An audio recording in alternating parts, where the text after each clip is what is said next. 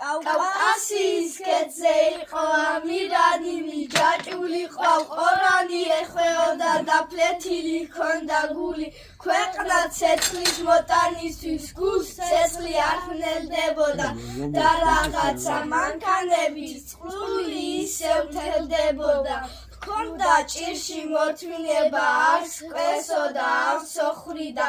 უსამართლო ძლიერებას მონურად ქერც არ უხრიდა ბოლოს მაინც გამარჯვება დარჩა ყველა გააოცა და ის ღვაწლი მაგალითად მიწის შვილთა მან გადმოსცა